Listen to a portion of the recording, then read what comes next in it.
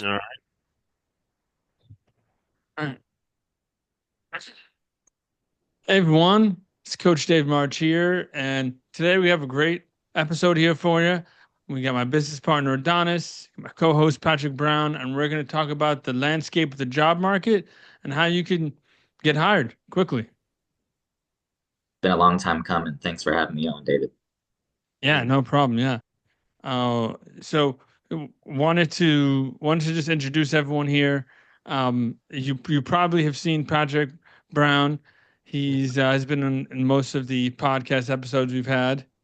Um, say hello to the good people, Patrick. How you doing? I mean, I can give a little bit about me. Marine Corps Sergeant, CM2, Navy, traveled internationally for music, owned my own maintenance company, and currently now have started my own band and production company on video and music. So just to dabble a little bit in different areas. Perfect, perfect. Yeah, and Adonis, let's give a little background on yourself as well. Absolutely. So, for those who know me, most of them know me as a recruiter. I've been working as a business to business recruiter for almost a decade now.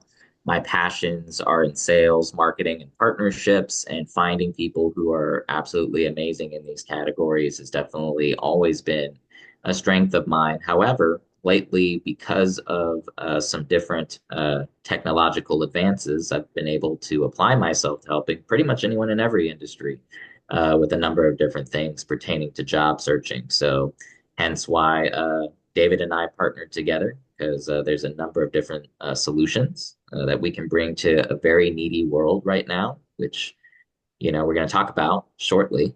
Um, and I think that the greatest calling in my life, other than in terms of my spiritual walk, which we won't get into on this podcast, is helping people with finding the right employers and finding a fulfilling career that they can work in and provide for their families, and or just have fun, go on vacations, do other different things, right? So it's a privilege to do this for a living. I love what I do, and I don't see myself ever retiring. That's something I've always said is I'll probably stay at this until, I literally can't anymore. Yeah, Awesome. that's fantastic. Yeah, I mean, yeah, I've been at this for a while myself on the career transition journey as well as the recruiting journey, and it's good to have everything here coming together as we, support the people that have been laid off, people that are ambitious and want to grow in their career, and people that just want to get to the next level. So, yeah, that's kind of started off with the what really the landscape right now of the job market. You can go ahead and Yeah. take that, Donis. Absolutely. So, what we're seeing in the world today, especially on LinkedIn and all kinds of social media sites, is that many people around the world are very panicked. A lot of people are very scared about the job market right now. And I hate to be the bearer of bad news, but they have good reason to be, right? There is good reason to be scared if you meet the following criteria.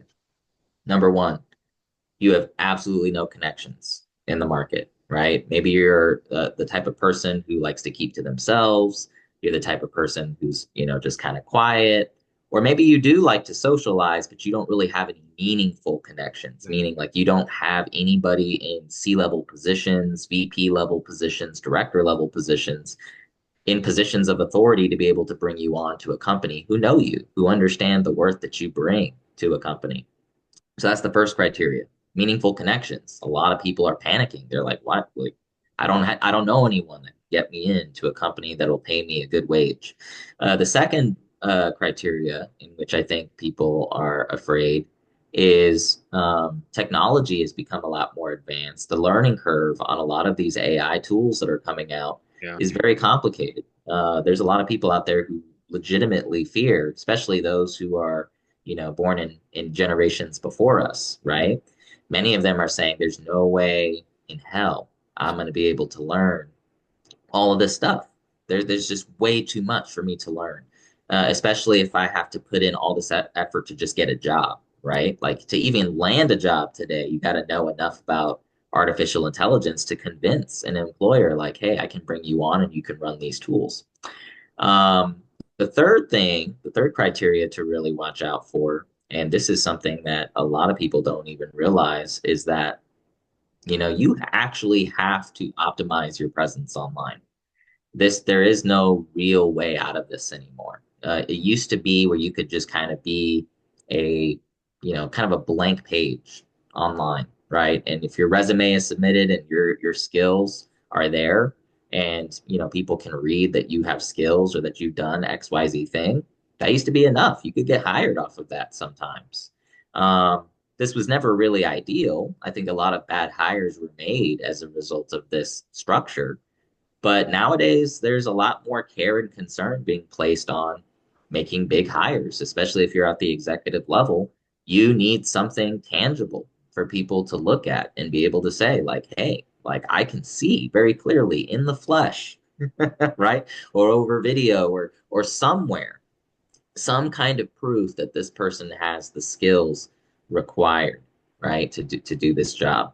So those are three criteria that I would say, and you can add more, David, certainly, that I think are real problems and what has people scared today, in regards to the job market. There's also the fact that, of course, our economy has been really bad over the course of the last 4 or 5 years, so that has a little bit to do with it. And then you just have this shift. You have this moving away from large teams, going to smaller teams where you have more knowledgeable, more sophisticated, more technologically advanced people who are able to do more with less. That's the fear that a lot of people have. And it's a legitimate fear because technology is going to be able to do about 500 people's work.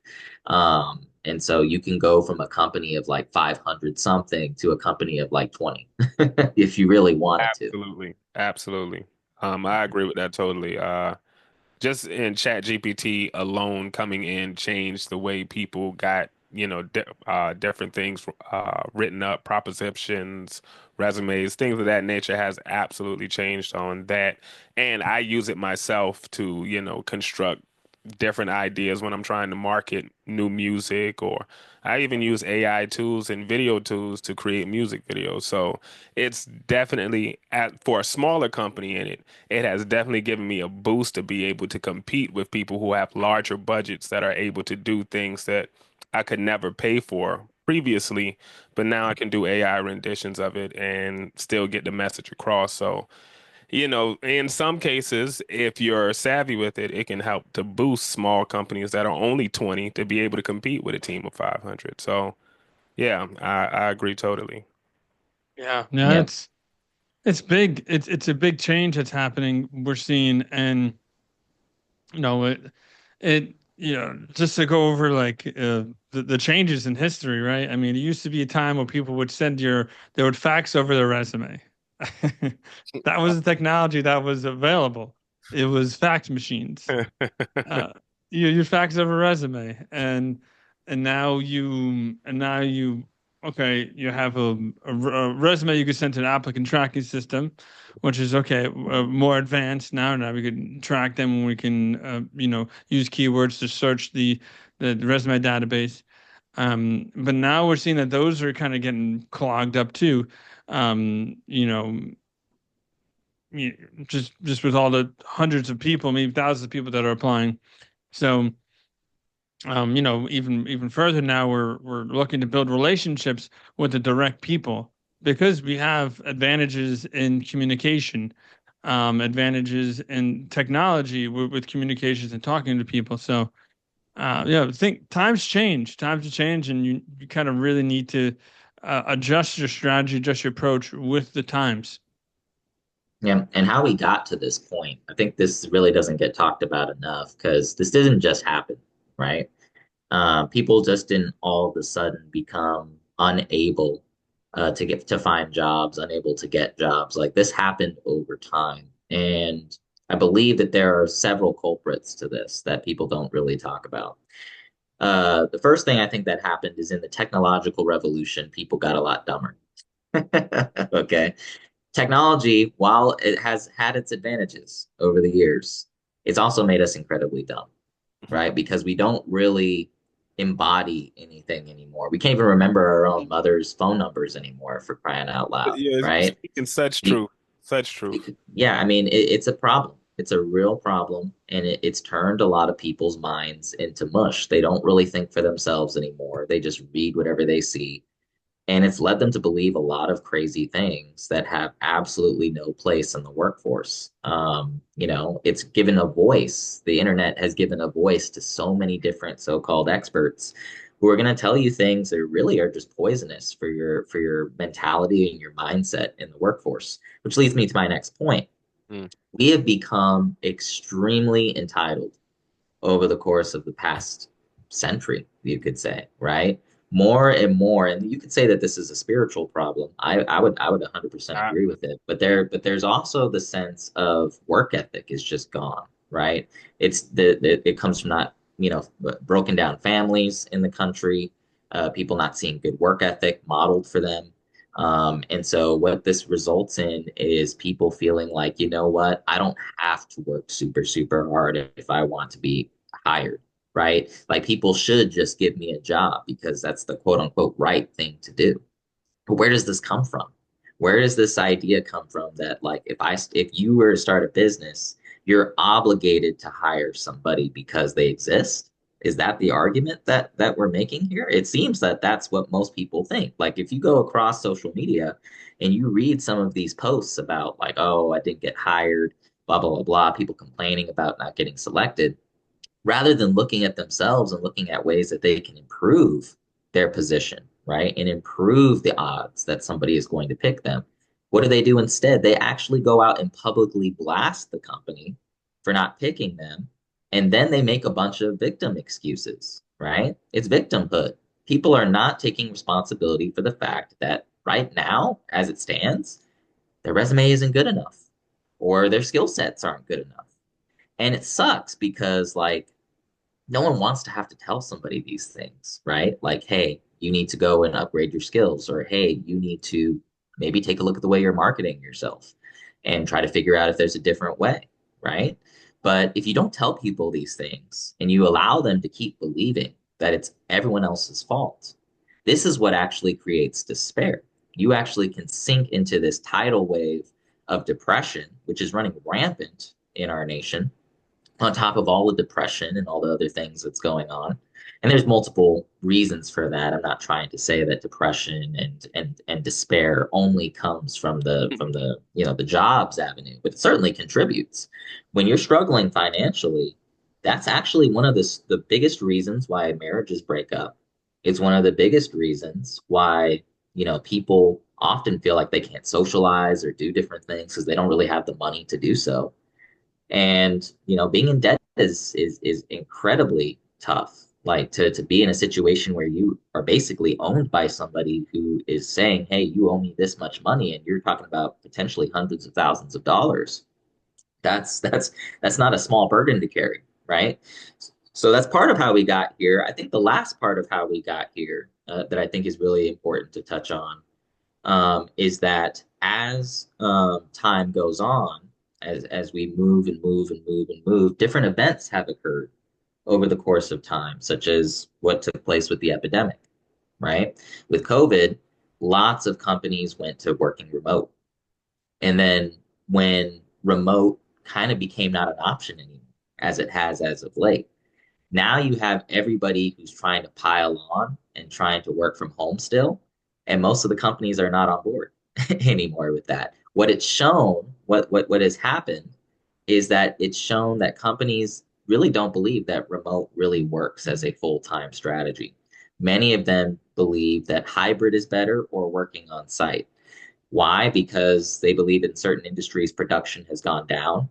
yeah, I don't think that this is the case in sales or in certain industries, but in other industries, it's like, no, we need you to come back to the office, and everybody is like, no, I loved working from home. And so if what's everyone's hybrid? pursuing the same job, oh, sorry, go ahead, Patrick. I was saying, what's hybrid? When you say they certain companies will go with hybrid, could you elaborate on hybrid? Yes, absolutely. So hybrid being 3 days at home a Mm, week, right? You come in 2 days, or I'm sorry, you come in 2 days of the week, you're at home 3 days, or it could be flipped, right? It could okay. be you're at home 3 days, or whatever the opposite of what I just Whatever. said was, right? It's like that vice versa, that flip-flop I option. just never, I never knew. I thought it was either or. I never heard of, you get to sit at home. Yeah, no, my brother, my brother works a hybrid position, right? Where he's able to be at home some days, and then other days he has to drive in the office. Same with my father and other people that I know. Hmm. So, very few people want to work that type of schedule because they've got kids or like they're an only parent and they want to take their children to school or all kinds of situations, right? They're like, oh yeah, way rather be at home. It gives me that flexibility. And then secretly, what they won't say is, I'm actually on Instagram a little bit more often at home because no one's watching me. I'm secretly, doom scrolling Facebook. I'm secretly, maybe just watching a movie in the background while I do this quote unquote mindless task. And then, Mr. CEO comes calling, like, what's going on? Why isn't this done? Oh, random excuse, right? But see, companies and business owners, they're not dumb. They understand that people do this, that when people have an opportunity to get away with not working and collecting a check, that's what they're trying to do. I mean, it's what our society has created. We've done this to ourselves Yeah. in a very big Yeah. way. So Yeah. some of the things I might say, some people will disagree with, and it might be controversial to some, but this is reality. This is what we believe. It has gone on, and this is why the world is the way that it is at the moment. Gotcha. Yeah, yeah. I mean, there's so many things that are contributing to this. Of course, there's a lot of different angles here. Um, I mean, I feel like more and more people are looking to work remotely.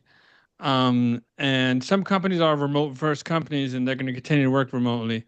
Um, Other companies they don't really want to go remotely. They only did it in the first place because they were forced to. Yeah. And then there's other company. Do you want to say something on No, that, I was just gonna Patrick? say, yeah, that the COVID thing is kind of where that became even a idea or a reality because I mean, literally the world changed when COVID happened, and it gave.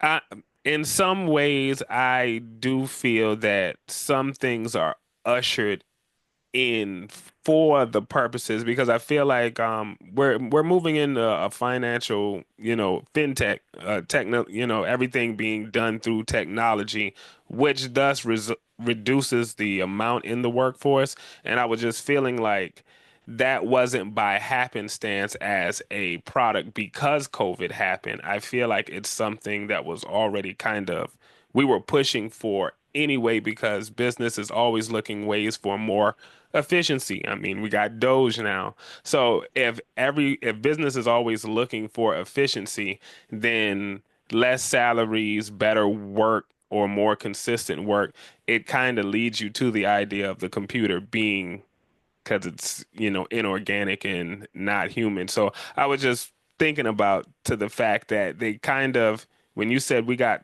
dumber, the smartphone but the dumb person holding on to the smartphone.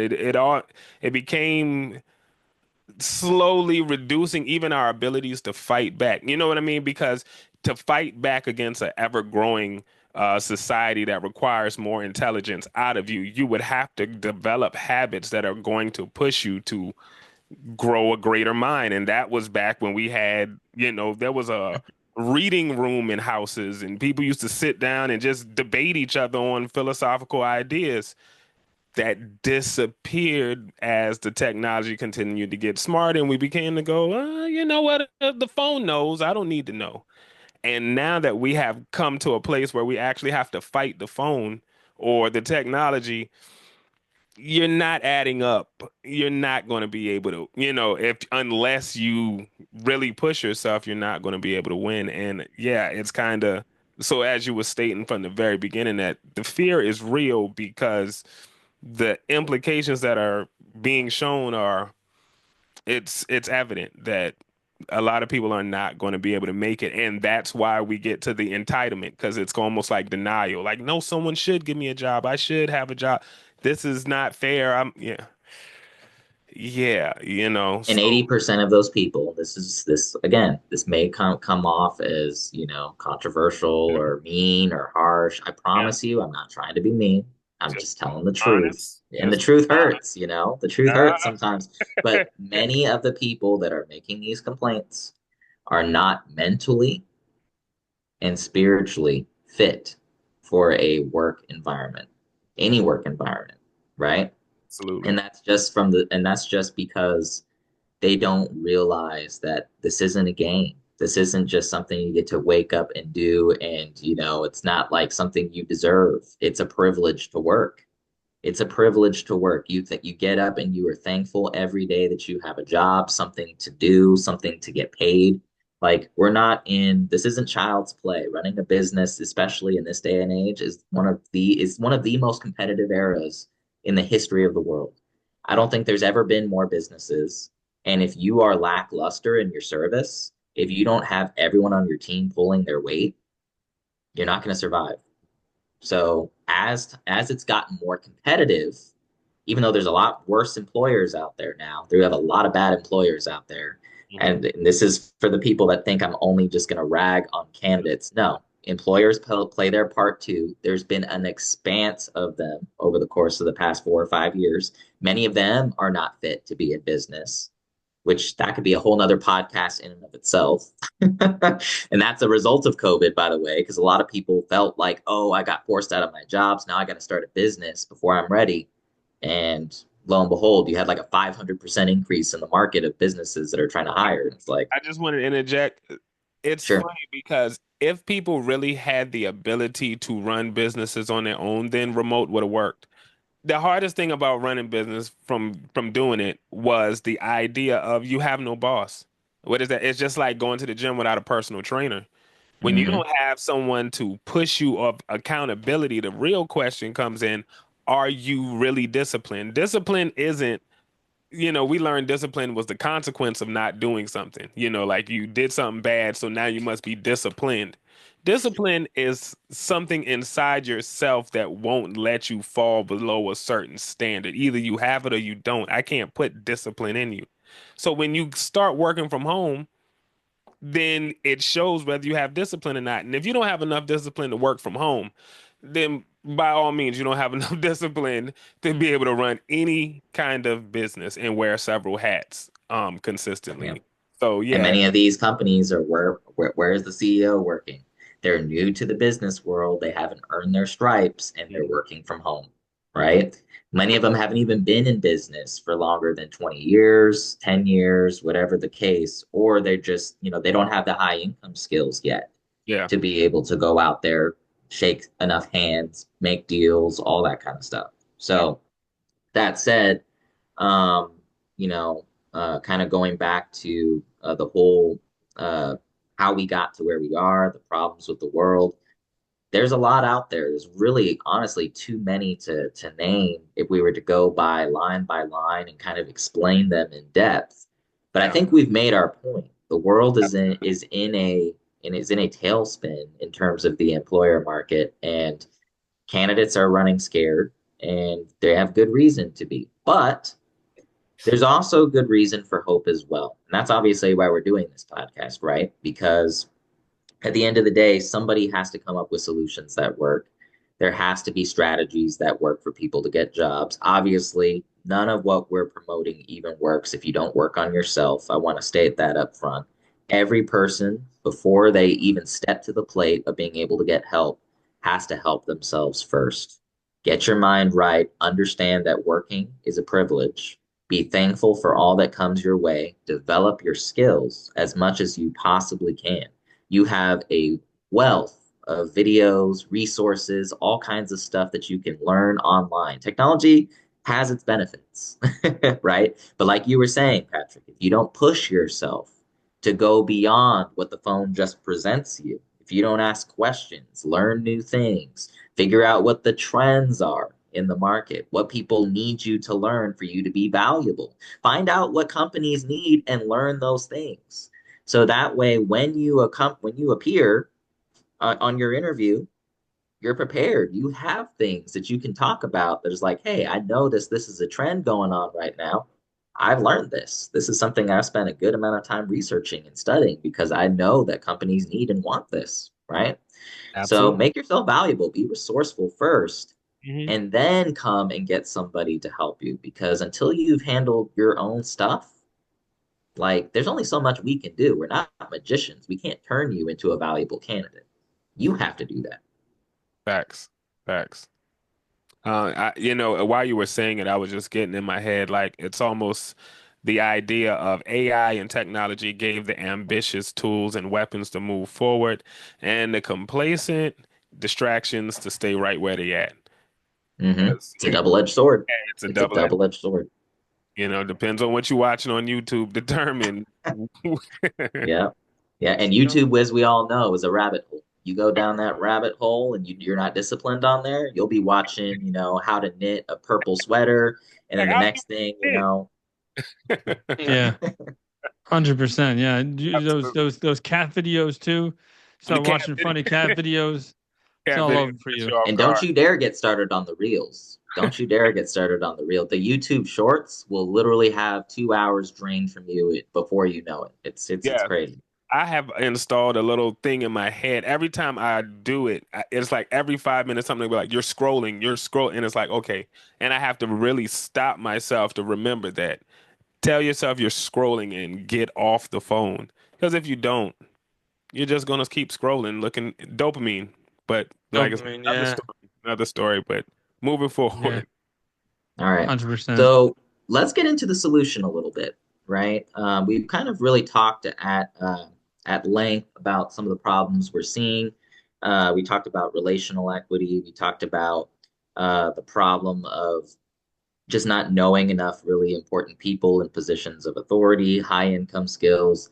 Let's talk a little bit, David, about what we're doing to kind of change that. Yeah, yeah, totally. So, with regard to how people are getting positions now, the biggest challenge I'm seeing with people is, they think all I could do is send my resume and wait. And where we really have positioned ourselves in terms of solution is before the interview even starts. That's actually where I think a lot of people want the help. It's if you see all over the place, everyone's saying, "Well, I can't even get an interview. I'm sending my resume all over the place."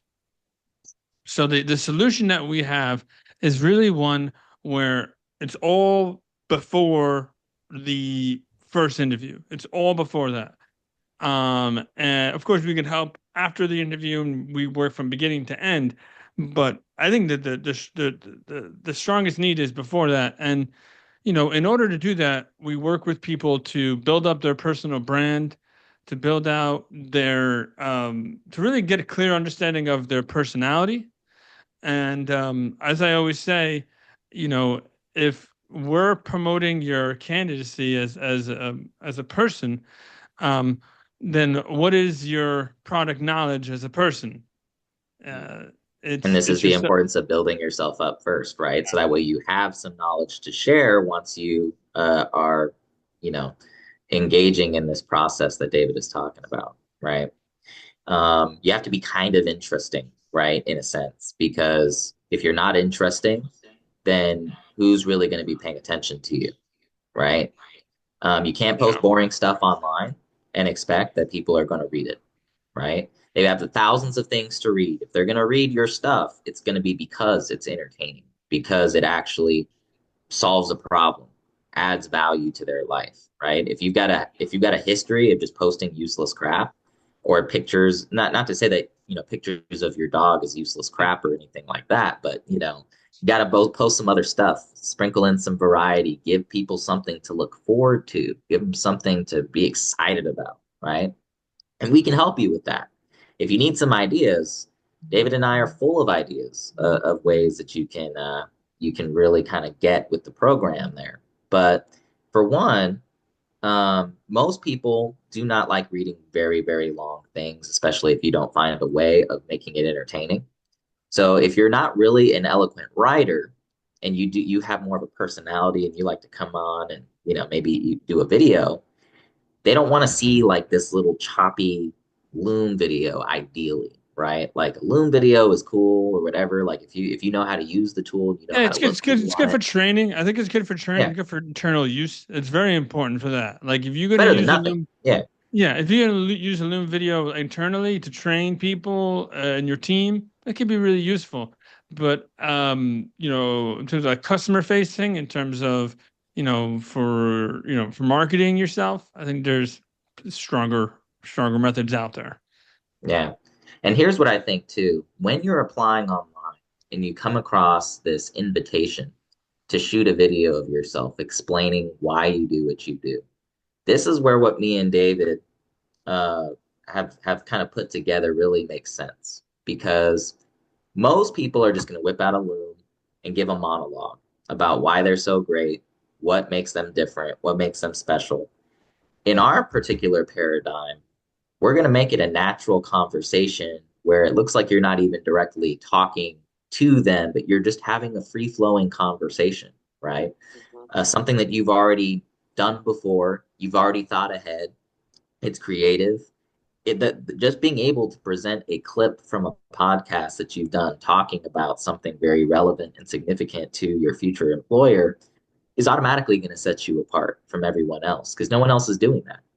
Nobody else is hopping on a podcast to talk about their strengths, their skills, answering good questions that will cause you to have to elaborate and really think through your stories, what makes you unique. Telling stories, that's something that is completely missing from today's application process. Yeah. Yeah. I was thinking about because the interview process, and sometimes those aren't as open. They're asking you several questions, and you're not able to completely expand on your full knowledge. And honestly, this opportunity gives you that so that they can really see and understand who you are and where you're coming from and your thought process, how you solve problems, just from being able to have casual conversation with people and explain your job as opposed to sometimes you miss things in an interview because you're so uptight talking, and you bomb it. Whereas if an employer gets an opportunity to see you beforehand, they already kind of got a great understanding of who you are, and the interview process and everything else goes a whole lot smoother because I know who I'm dealing with. So, yeah, I agree.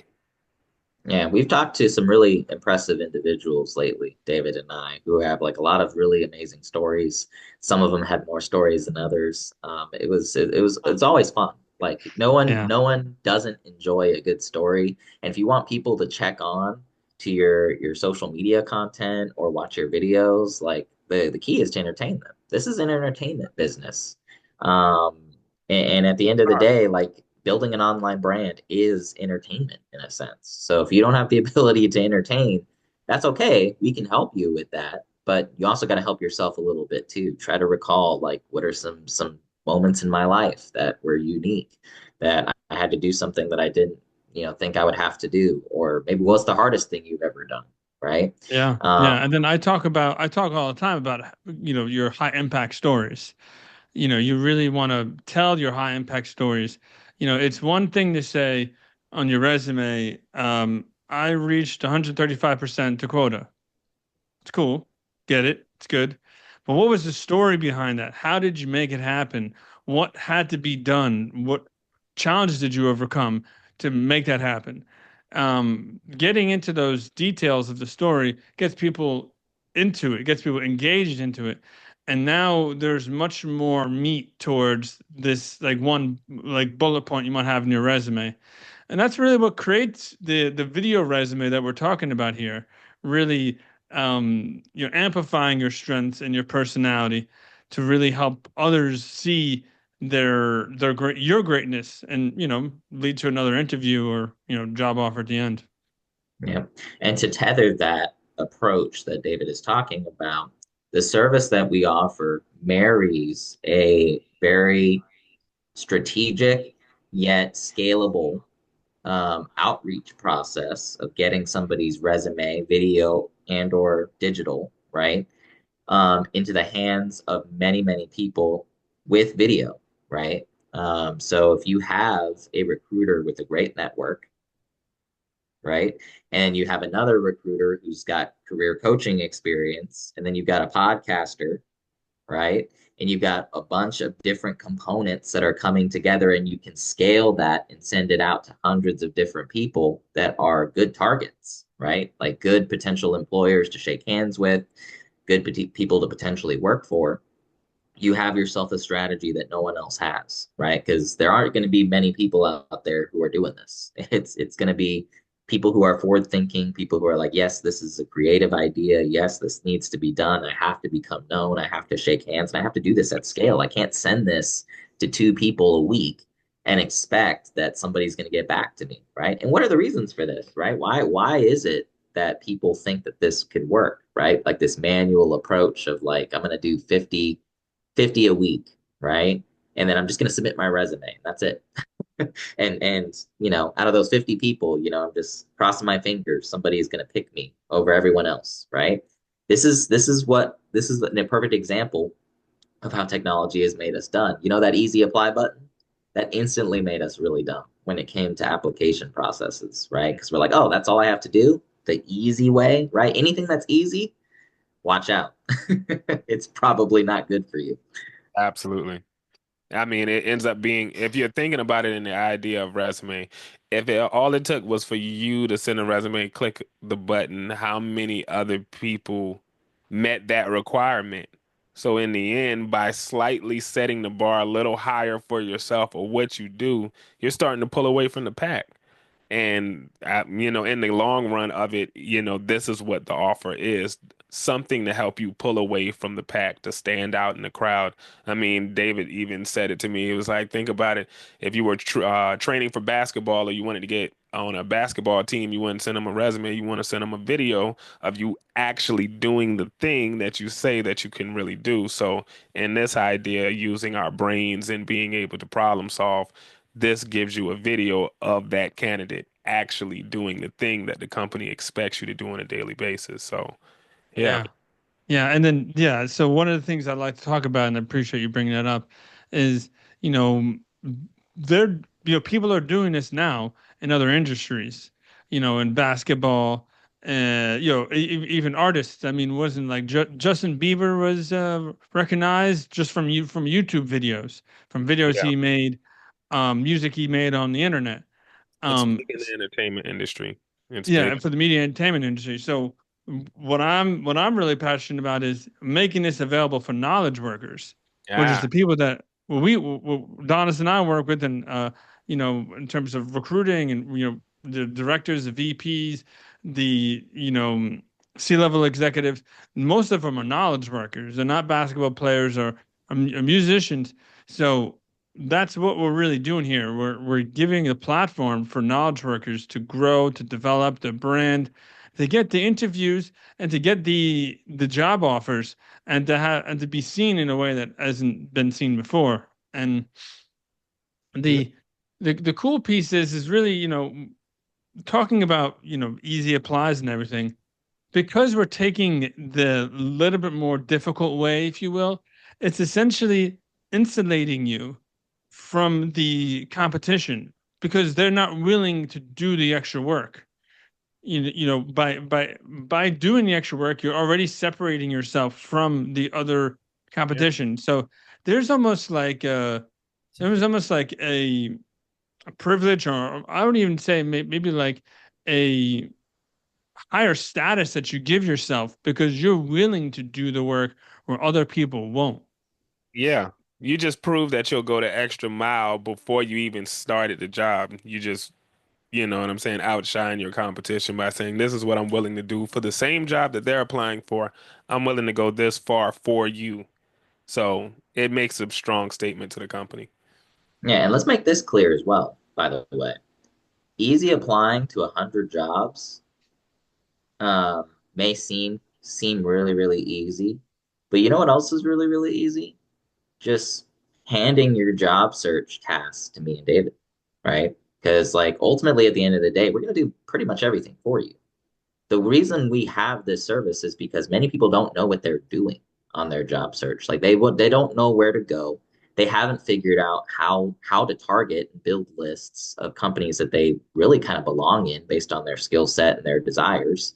They haven't kind of pinpointed, you know, what is my strategy? How am I going to go about doing this on multiple channels? Because a lot of people are just doing this on LinkedIn, but what about all the other channels? How are you getting across to people on email? How are you getting across to people on Indeed or ZipRecruiter? How do people all over the world, regardless of platform, know who you are? Well, me and David figure that out for you, right? And then we put it in motion. We David will help you with preparing you for that podcast. So that way, when you jump on, you're not going to be like, like, I don't know, like, I don't know what I'm doing.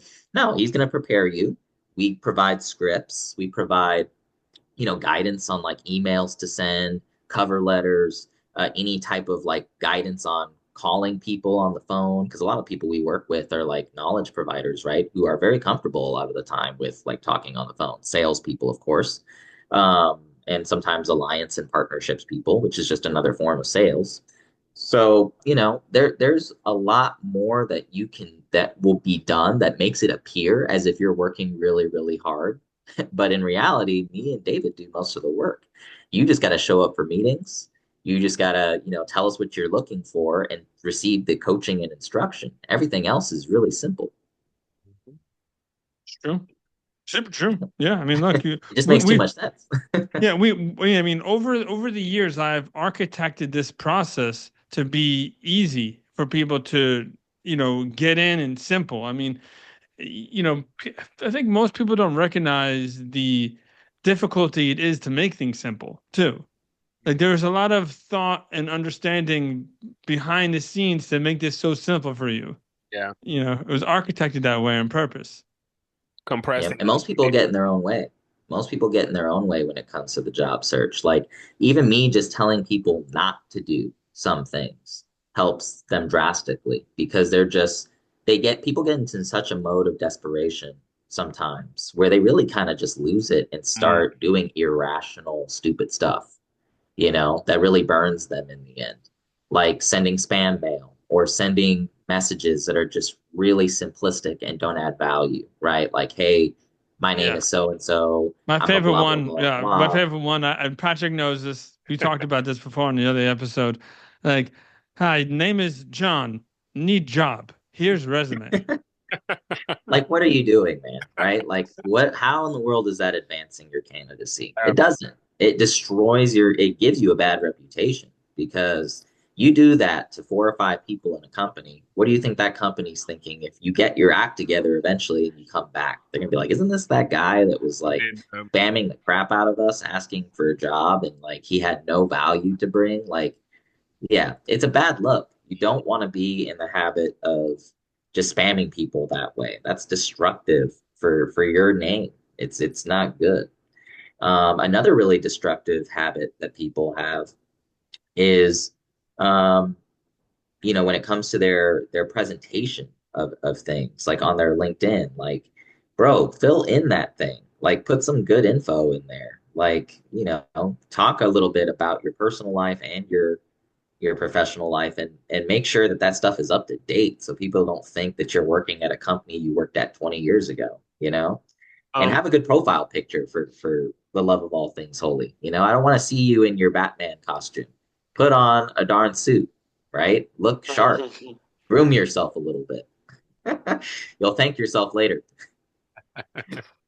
all true. I mean, even when I was playing across seas, it was the weirdest thing coming back home and doing bands here in Charleston because across seas we wore suits. We got and if it wasn't a suit, you was at least color coordinated, dressed nice because you were representing either a five-star hotel or some club that's over there that expects a high-end group of people, But when I came here and wanted to do a demo and people wanted to still wear t-shirts and flannel, it was like, wow, like you're not presenting yourself in the best light. And I know that might be comfortable and you're like, we're just a band, but all business like to see their stuff looking professional. They want representation. Yeah. And yeah, just that simple profile picture, having a It's a nice look simple step, bro. I mean, if you can't do that, I don't know how to help you. at Just all, at just all. pick a like even if it's like above mediocre, dude. Just like make sure it's not you, doing something weird and people looking at you like, what is going on in that profile picture? Like that's not professional, Oh, So you said, I'm sorry, I wanted to go. You said something about embodying, and we talked about that before. And I just Yeah, wanted to it's touch a on just topic I love to talk about. because a lot of people, like we talk about YouTube, you can get stuff from YouTube. And I know people like I don't have problem losing weight. So when I go on YouTube and I learn a quick exercise program, it's like boom, boom, I get some gains. No problem. But for my wife, her situation is not the same. She has cut back on diet, did this, and can't lose weight. And when someone who really does personal training, because I was trying to give her some tips, but I'm not a personal trainer, so I was telling you what I do for my body type when someone who actually does this know multiple body types and they know multiple, you know what I'm saying? Because they embody personal training. I watched a couple of YouTube videos. Big difference. So when you're looking at and even an idea of recruiting and coaching, as you were saying, that you could look at a couple of videos and it may in some cases it may help to some degree, but having people who actually do it so that when something goes wrong, like with maintenance, some people can watch a maintenance video, but they don't know how to fix it when it don't go like the video. That's the difference between me doing maintenance and them doing maintenance. Yeah. As long as everything is ideal, that video is going to help you. But if you run into some of the natural problems that we as maintenance men run into, you have no clue how to counteract the situation when it goes awry. And that's the difference between people who have expertise in an area and people who just went on the internet and watched a few videos. You know what I mean? Like I said, I've been a person of both. I know what it's like to embody, and I know what it's like to watch a couple of videos and feel smarter, like I stayed at a Holiday Inn Express or something Yeah. like that. So, Yeah. I do implore that those techniques are good to grab from the internet, not knocking it. But when you got people who actually embody the idea, you should go with that because that's going to get you the furthest along in the long run. So, yeah. Well, another thing that's going to keep you from heartache and pain in the long term is having good judgment as it pertains to what is good advice and what is bad advice. mm. We could easily just rattle off a list of things that when you hear them, run, you know, like for example, this whole ATS thing that's been getting pushed for I don't know how many years about like you need to adjust your resume to the ATS and we help you figure Yeah, the out a ATS way. bots, like, it's all because of the ATS bots that I'm not getting a resume. This is It's just those damn another ATS victimhood bots. If it thing. wasn't for the ATS, I'd have a million jobs by now. It's all the ATS's fault. None of my responsibility. That poor ATS. I take no responsibility for it's all the ATS's fault. Yeah, it's not my fault, even though, there's probably like, I don't know, 7,000 other people that put their name in that same ATS. I mean, you know, who am Yeah. I to say anything about ATS, right? But I mean, at the end of the day, anybody who's talking about ATS as like a solution, like, oh, we've got something to help you survive in the ATS. No, no, you don't. Stop it. It's all a marketing scam. It's not going to help you. Really, it's not. And the people that also talk about keywords on LinkedIn when it comes to optimization, I mean, don't get me wrong. There's very little value to it. I'll say that like it's good to have your profile optimized, but keywords isn't what's keeping you unemployed. It's not. Like, let's just Yeah, be real. yeah. On the idea of the keywords, I mean, it's really about like the only way that makes sense is when again someone's searching their Yeah, I ATS was gonna say system. Google searching and searching stuff. Yeah, like if you're checking your resume database and trying to see if they have these particular keywords in your resume, then you're kind of you're finding it that way, right? As a way of like indexing a search, as a Hmm. way of like because what an ATS is pretty much just a digital filing cabinet. That's really all it is. Digital filing cabinet has all the resumes. I'm trying to look for your resume in the 7,001. So I'm trying to put in some keywords that I think would be helpful in my search in my resume database. But the issue is people try to take that to the nth degree. I hear people talking about, oh, I have keywords in my resume in font size like 2 and white, so that when someone researches it, they could find me. Like it just gets crazy. There's just so much crazy advice out there. Like Yeah, these are maybe there's two a major tells. Yeah, these are two major tells. Like if you get anyone talking about like keywords as like the main Oh, focal point of the process, or like ATS, I've like heard that immediate. multiple times. People have told to me multiple times. I try to put it in font two in white so no one can really see it, but I put all the keywords that ever existed. It's like, dude, calm down, you're not calm trying to down. fool the algorithm.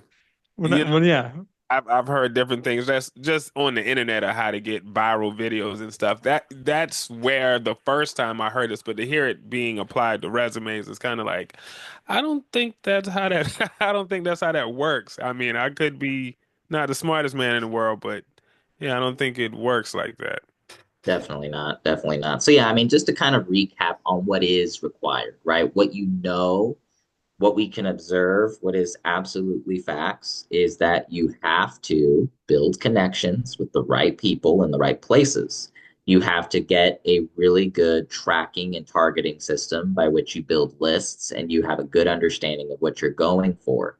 You have to become known. You have to develop high income skills. And then on top of all of that, you got to continue to learn. You got to be resourceful and you got to be able to present yourself in such a way where people know that these are all the things that you're doing. They see your value.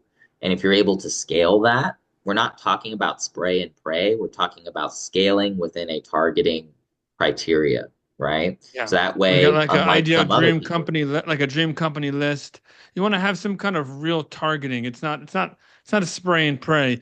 It's like, you've looked into detailed the people, the companies, the people and the companies, the hiring managers, people that are in the company and the companies that are in alignment with the skills that you have that will find you valuable. yep. I And don't so want to oh, go ahead, Patrick, go no, ahead. I was just gonna say I don't want to take it too far, but I was just curious. Do you guys think that it's uh uh a problem that exists because well, when I was looking for low end jobs, when I was looking, spray and pray was the best. I mean, if you're applying for McDonald's, Wendy, it doesn't matter, warehouse jobs, whatever, you're Right, looking for work, then that philosophy of putting your resume out is pretty good because they're not looking for skilled labor. They're kind of looking for bodies. And I think right, sometimes the idea Yeah. gets confused because the level that you're at now, if you're really trying to build a career, you kind of take the principles that you might have had as a teenager or 20, you know what I'm saying, when you were throwing your resume out just to get a job. So right. I sometimes think that it's a confusion because people don't pay attention that you're now in the upper echelon when you're looking for jobs that pay big salaries. And Exactly. you need to be focused We're on talking strictly about corporate, right? We're talking about being absolutely. able to land a job with a prestigious firm or a company that's like trying to get there, right? They've got big aspirations and they're very picky about the kind of people they work with.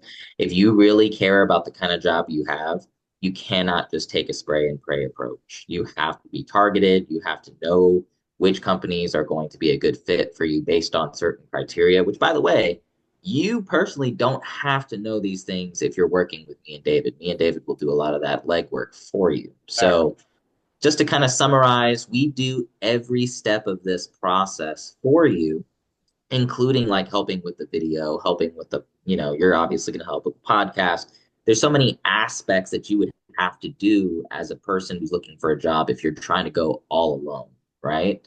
So the key is to get partnered up with somebody who knows what they're talking about, who's actually going to be able to scale these processes, who has the infrastructure to help you with every single step that we've just outlined for you in the short time that we've been on.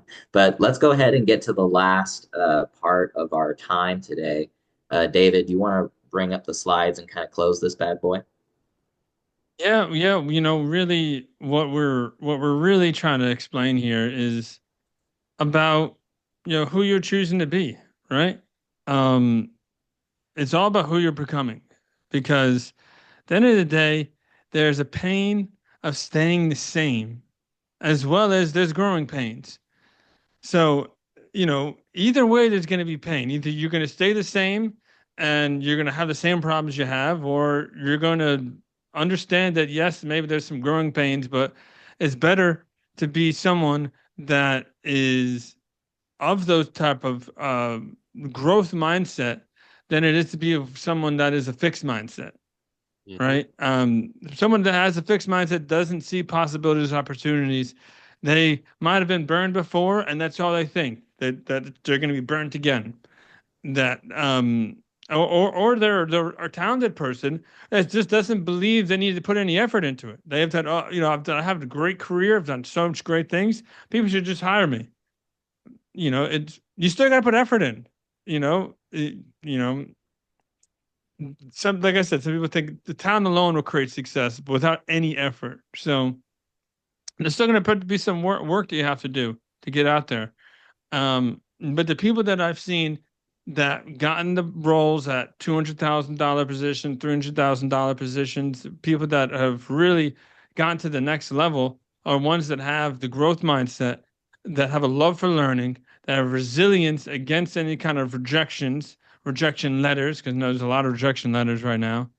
And people that really see these tough situations as challenges for their growth and will ultimately become a person that is of the growth mindset and can accomplish their goals.